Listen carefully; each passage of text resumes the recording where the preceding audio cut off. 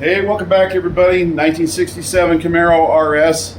Another shout out to Todd Osley, and also let's not forget ATR Towing and Victor, of course, for bringing it here. And of course, the other guys, we can give them shout outs on the next tows. But so this is just an update. We did put a camera inside the fuel tank and we saw shiny metal in there. Did not see the goo that we was expecting, so we were thrilled with that. So we went ahead and flushed out the tank, updated the fuel lines, and got the fuel pump out right now. New one's coming in this morning. We'll go ahead and get that. But what we did find is when we pulled the carburetor, the bolts had dissolved, and so they snapped off. So we went ahead and cut them clean the top of the intake, and now we are simply drilling to get a stud extractor in there. Now, as a lot of you already know, if you're drilling and you do not see these curls, you do not see these worms of steel coming off your drill bit, you're doing it wrong. You're wasting your drill bit tips, you're heating up the metal. This is how you're supposed to drill. You know, well, depending on the metal, of course. Anyway, so we'll be completing that, pulling those out today. We did put a temporary battery in because the other battery had leaked. It was also 12 years old, but we found acid inside the fender wells in the corners, in the corner here. We also found it here. Not acid, but we found standing dirt with gravel and things of that nature inside there. So what we did was we went ahead and vacuumed it out, then we blew it out, then we treated it with an acid neutralizer, then we washed that out with water and dried it, then we treated it with something we call rust mort. They have different names for it, but Permatex calls it rust treatment, but we just call it rust mort. And what it does is it neutralizes the rust and turns it into a black paintable surface. So it stops rust basically in its tracks if you do it right. So these corners have been sprayed out, cleaned out, vacuumed out, and then treated with rust mort before we went any further. So we did find, of course, the usual stuff, you know, broken this, broken that. We went ahead and treated all that. We did hand prime the oil pump. So we built oil pressure up to the top of the engine before we cranked it over. The penetrating oil worked great. I came out the next morning, from anybody who's seen part one of this video. The penetrating oil worked great. We was able to reach in and turn the cylinders by hand. They worked fantastic. We got the spark plugs out and they look fine, but I went ahead and ordered some NGK iridiums anyway because I just don't like copper spark plugs. I'm glad they've been updated. It's about time. Another thing we did was we vacuumed out the old dot 3 because it was getting old. Flushed the system, put in new synthetic dot 4, and so we're real happy about that. Let's see what else we did on the list here so far. Was pulled plugs, slipped cylinders and penetrant, open fuel tank, fuel lines. We put blue gas in after we flushed out the tank. New fuel line, brake hose repair, carb. Oh yeah, we pulled the carb. It's pure corn syrup. This car is just absolute glue. Here is the original carburetor to the car. I actually had to pry it from the vehicle because the gas had actually turned into corn syrup. It glued the carburetor to the engine. So it is a good thing that nobody tried to start this vehicle. We pulled the fuel line off of it, and it poured out what I would no longer call gasoline. I would probably just call it corn syrup or some kind of gunk. So yeah, we got the new battery cables, new brake line. Oh, let's see, what else do we do? Carb, neutralize, caps, clean manifold, cut bolts off. Of course, we're gonna tap those out today. I think that's basically it for an update. So keep on watching. We'll keep fighting the good fight. Thank you.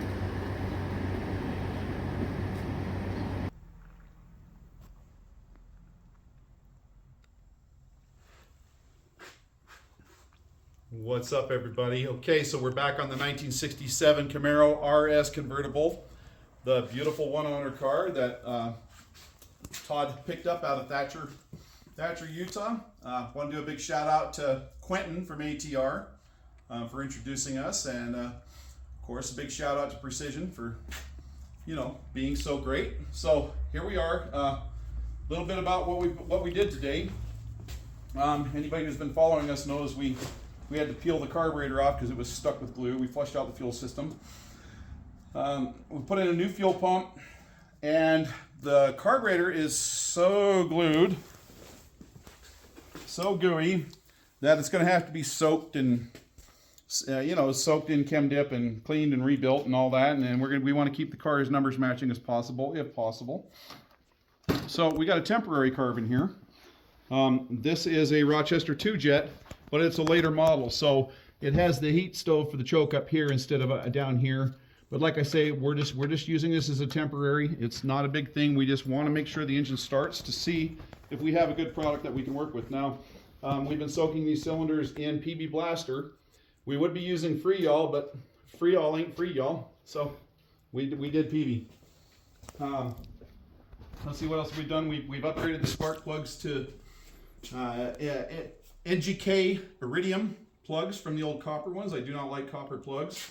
I only use them if I have to. So yeah, we've filled the coolant, checked the oil, checked the tranny fluid, checked the power steering fluid, put on some new belts.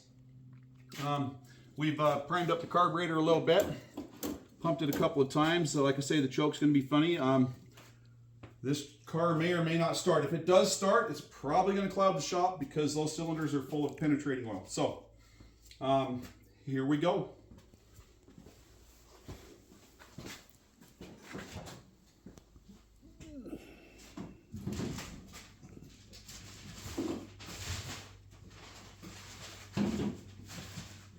Clear prop.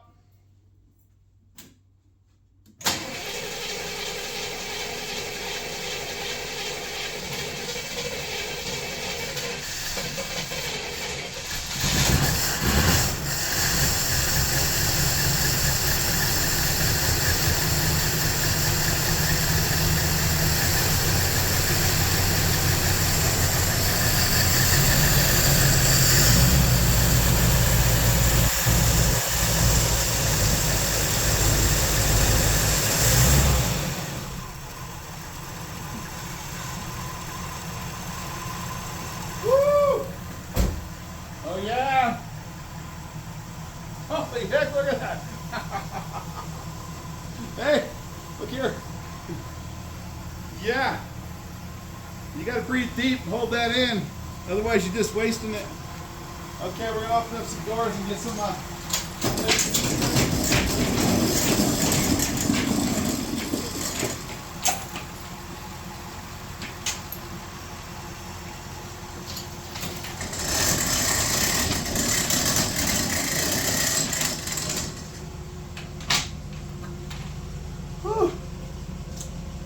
hopefully that smoke clears up. I think it's just from the penetrating oil.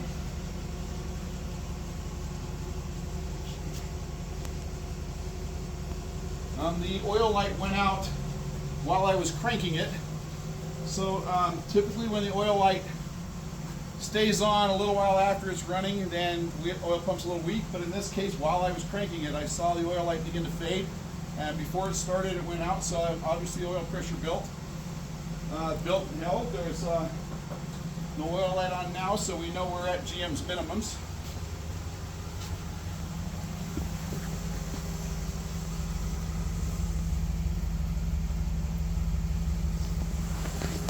So we're going to give it a little gas and see if that smoke clears out.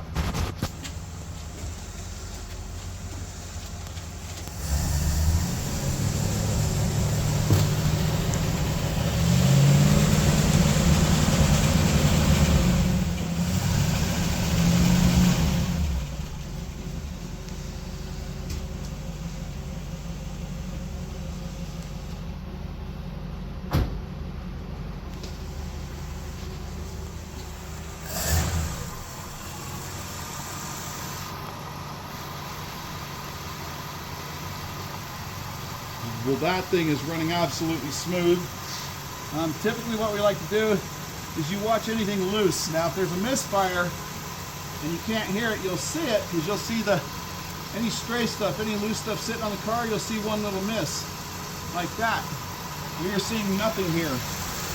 Like if there was a spider web sitting on this engine, you would see it move, and that is not happening here. This thing is running incredibly smooth. I'm going to take one of these lights and look underneath for drips. Nothing, not a drop. Nothing is dripping underneath. The floor is dry. We did verify there was transmission fluid in the car, but now that it's running, if you know General Motors for this era are checked at idling in park or neutral at normal operating temperature, but we are going to check it now just to see.